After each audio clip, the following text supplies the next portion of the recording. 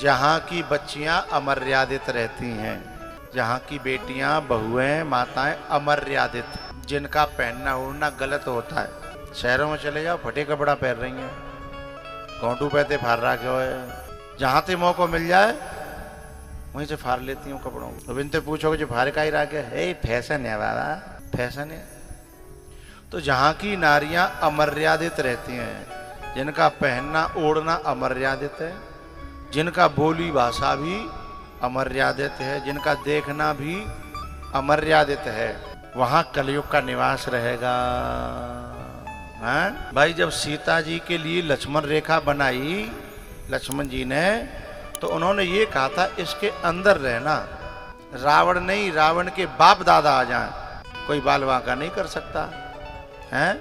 लेकिन जो मर्यादा की उस रेखा को उल्लंघन करेगी, बाय तो फिर लंका में राक्षसन के बीच में पिटनो पड़ेगो, मरनो पड़ेगो, रोमनो पड़ेगो, है ना।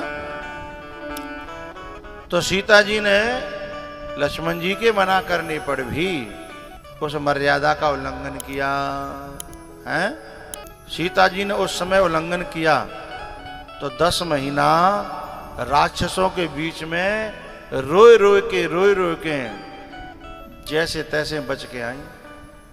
लेकिन बा जमाने में तो बची हुई आई, लेकिन जा जमाने में तो 38 टुकड़े हो जाते हैं और फ्रिज में रख जाते हैं कि यहाँ परी रहे, तेने बहुत नंगो नाचो नाचो, है ना, मेरी भाषा को समझ रहे हो ना। 38 टुकड़े हो जाते हैं। लेकिन जिसने 38 टुकड़े किए हैं वो पहले कोई खूंखार रूप में थोड़े पेश भयो होगो, बड़ा मासूम, बड़ा अच्छा, बड़ा प्यारा है, सोना बेबी रहा होगा, है यानी क्या क्या रहा होगा।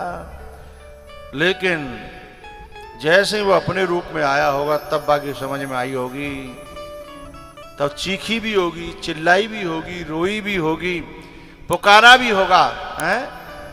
आवाज तो दी होगी पर हमने न सुनी होगी।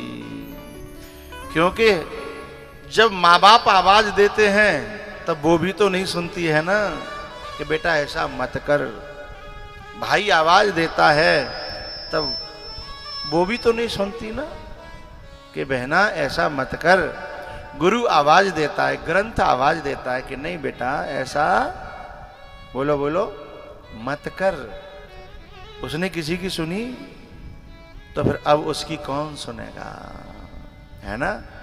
सीता जी भी चीख चीख के रो के पुकारती हैं, हा रघुनंदन प्राण प्रीते, हा रघुनंदन प्राण प्रीते, तुम बिन जियत बहुत दिन बीते। लक्ष्मण जी भी तो आवाज दे के गए थे कि इससे बाहर, इससे अंदर है तो जिम्मेदारी मेरी है, इससे बाहर है तो तुम जानो, तुम्हारो काम जानो। बच्चियां मेरी भाषा समझ रही हैं ना। एक मर्यादा की लकीर होती है, जैसे बाप बनाता है, माँ बनाती है, गुरु बनाता है, ग्रंथ बनाते हैं, और उसे जो उल्लंघन करेगी वो रावण के चंगुल में फंस जाएगी, हैं। लेकिन अब के रावण में और बा रावण में न फर्क हो, हैं। वो रावण थोड़ा बहुत समझदार था, थोड़ा बहुत मानता था, ग्रंथों की बात भी मानता था वो, हैं। उसने कहा कि एक बार बिलोक मम ओरा, तब अनुचरी करूं पन मोरा। बोले मैं जब तक तेरी परमिशन नहीं पाऊंगा मैं तब तक तुझे छूऊंगा नहीं, वो रावण कहता है। लेकिन अब का रावण कहता है कि छूऊंगा भी और काटूंगा भी, हैं, और काट करके तेरे 38 टुकड़े करके फ्रिज में रख दूंगा। ज्यादा बकवास करी तो अब बाने समझी कि मेरो भैया न्यो है, मेरो बाप न्यो है, मेरो चाचा न्यो है। लेकिन तू भैयाओं का त्याग तो पहले ही कर आई, बाप का त्याग तो पहले ही कर आई है। अब वहां तक तेरी आवाज पहुंचने वाली नहीं है, हैं। तो जहां की बच्चियां, माताएं, बहनें अमर्यादित रहती हैं, सीमाओं का उल्लंघन करती हैं, वहां भी कलयुग रहता है। तीसरी जगह, तीसरी तो ये हो गई ना, पहली ताश, दूसरी नशा, तीसरी जहां माताएं अमर्यादित रहती हैं। चौथी जगह है जहां का व्यक्ति अपने स्वार्थ के लिए किसी हद तक गुजरने को तैयार है, अपना काम बनता और भाड़ में जाओ जनता।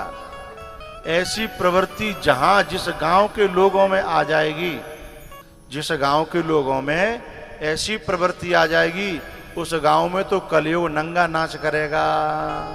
चूंकि नेक नेक बात पे, नेक नेक बात पे स्वार्थ में बाधा आई तो लड़ाई शुरू, फिर बागाम में केस चलेंगे, कचहरी होंगी, कोर्ट बनेंगे, कोर्ट में जाना पड़ेगा, हैं?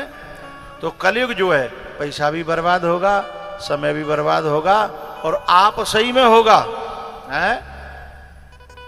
चचेरे भाई न में होगो, ततेरे भाई न में होगो, हैं? कलयुग का नंगा नाच, जहां स्वार्थी व्यक्ति बहुत ज्यादा मात्रा में हो जाएंगे, फिर वो स्वार्थ देखेंगे।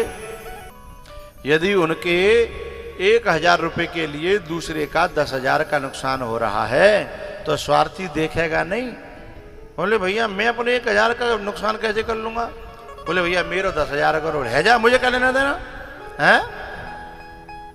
ऐसे व्यक्ति जहां ज्यादा हो जाएंगे वहां भी कलयुग का निवास होगा।